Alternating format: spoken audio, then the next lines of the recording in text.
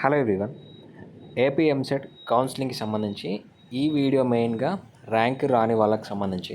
So మీ friends కానీ మీ brothers sisters ఎవరైనా ఉంటే వాళ్ళకి తప్పకుండా వీడియోని షేర్ చేయండి. ఫస్ట్ రౌండ్లో పార్టిసిపేట్ చేసే అవకాశం అయితే వాళ్ళకి లేదు ప్రజెంట్. సో మరి ఈ 4-5 డేస్లో అయినా వాళ్ళకి అవకాశం ఉంటుందా లేదనేది డీటెయిల్ చెప్తాను. మెయిన్గా ఒక అప్డేట్ వచ్చింది, ఇంపార్టెంట్ అప్డేట్ వాళ్ళకి సంబంధించి. సో వాళ్ళకి వీడియోని షేర్ చేయండి.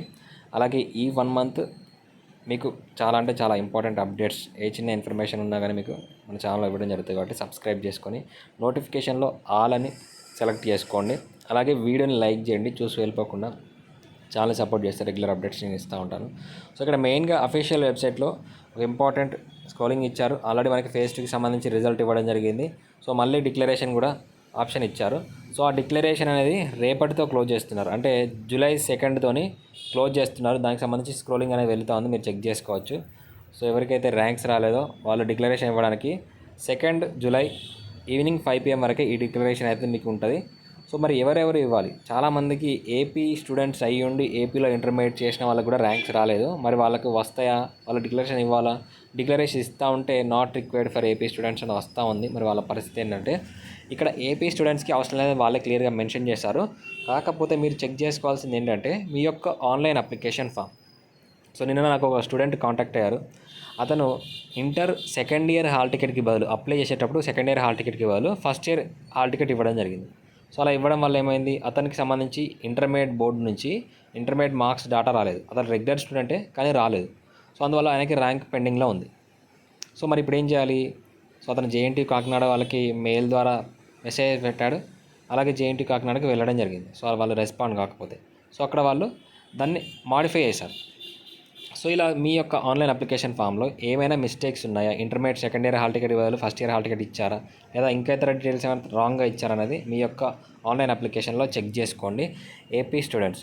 అలాగే తెలంగాణ స్టూడెంట్స్ కూడా మీ యొక్క ఆన్లైన్ అప్లికేషన్స్ చెక్ చేసుకోండి. అదర్ ఇంటర్మీడియట్ బోర్డ్ స్టూడెంట్స్ కూడా మీకు డిక్లరేషన్ ఇవ్వండి. అదర్ ఇంటర్మీడియట్ బోర్డ్ సిబిఎస్ఈ కానీ తెలంగాణ స్టూడెంట్స్ కానివ్వండి, డిక్లరేషన్ అయితే సబ్మిట్ చేయండి. సప్లిమెంటరీ రిజల్ట్స్ వచ్చాయి కదా రీసెంట్గా.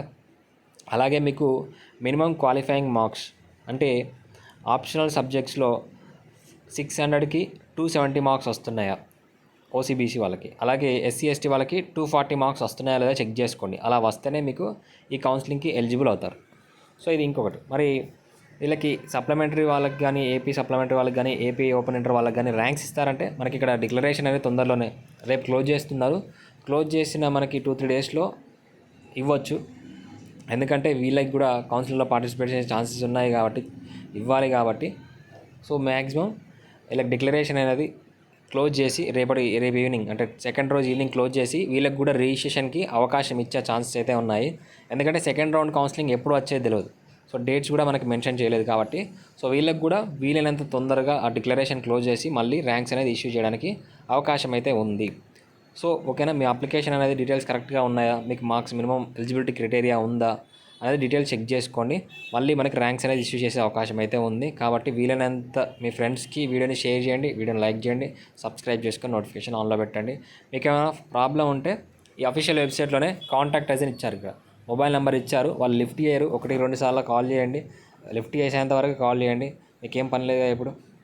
అలాగే హెల్ప్ డెస్క్కి మెయిల్ పెట్టండి. మీ జనరల్గా డీటెయిల్స్తో పాటు మీ ఇంటర్మీడియట్ హాల్ టికెట్ నెంబరు, మీ EAMCET registration number, EAMCET hall ticket number, ఇంటర్మీడియట్కి సంబంధించి మెమో కానీ ఇవన్నీ డీటెయిల్స్ అనేది వాళ్ళకి మెయిల్కి ఫార్వర్డ్ చేయండి.